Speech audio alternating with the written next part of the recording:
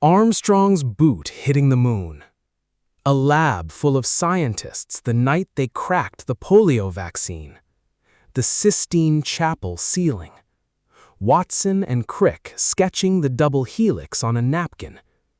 What do all of these have in common? Someone had to think. Not for 8 seconds, not between notifications. For months, for years. Through confusion, dead ends, and the overwhelming urge to do literally anything else. Deep, sustained focus. The kind of focus that built the modern world. Now honestly answer one question. When was the last time you thought like that? Right now, across every continent on Earth, 8 billion human brains are being quietly rewired. Not by a government, not by a disease, not by anything anyone voted for, but by an industry that discovered something uncomfortable about the human brain, that it could be hacked. And they became very good at it. We talk about the attention crisis like it's a personal failing, but the data tells a different story. Researchers tracking digital attention spans found that the average time a person stays focused on a single task has collapsed over the last 2 decades, from minutes to seconds. And the pattern appears almost everywhere. This is not a generation of weak people. This is what happens when an entire species is exposed to an environment its brain was never designed for. And that should genuinely unsettle you, because the problems waiting for humanity are not simple. Climate change, AI governance, future pandemics, energy systems. These are problems that require sustained thought, years of focused effort, and we are slowly losing access to the exact cognitive abilities needed to solve them. That is not just a productivity issue. It is a civilizational problem.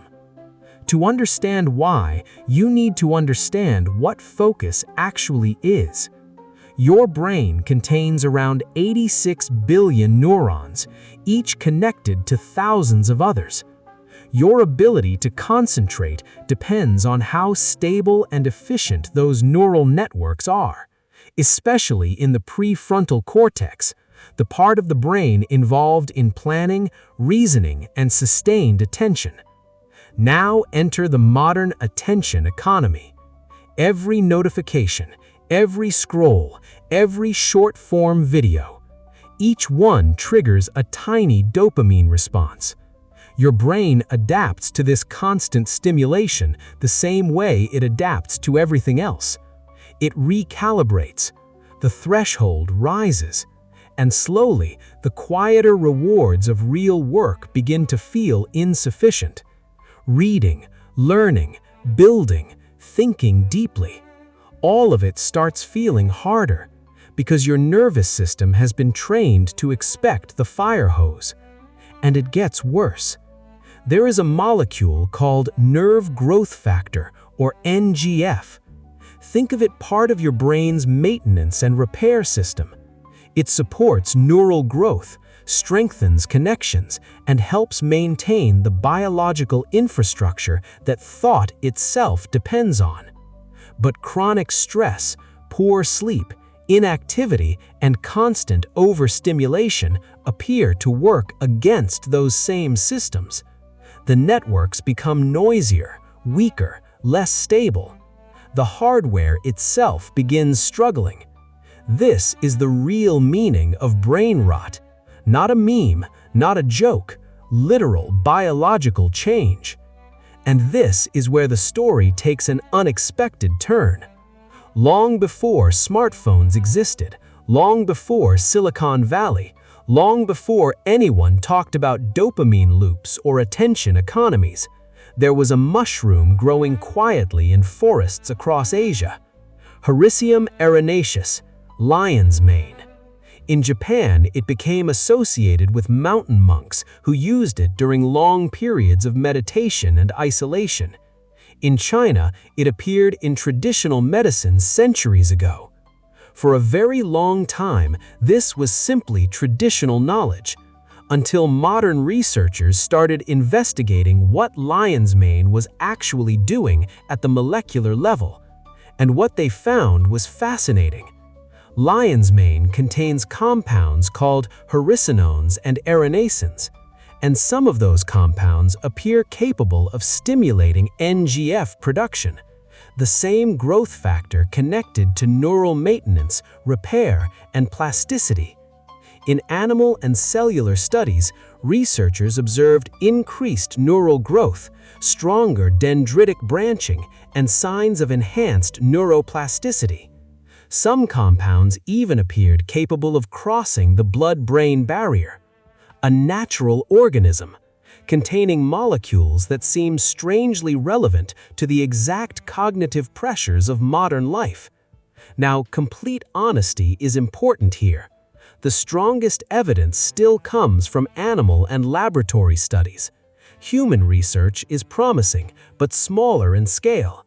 Some clinical trials have shown improvements in cognition, reaction speed, and mild cognitive impairment. Other results are more mixed. This is not magic, it is not a miracle cure, and it is not some guaranteed superintelligence pill. But it is also not pseudoscience. The biological mechanisms are real, the research is legitimate, and scientific interest is growing rapidly.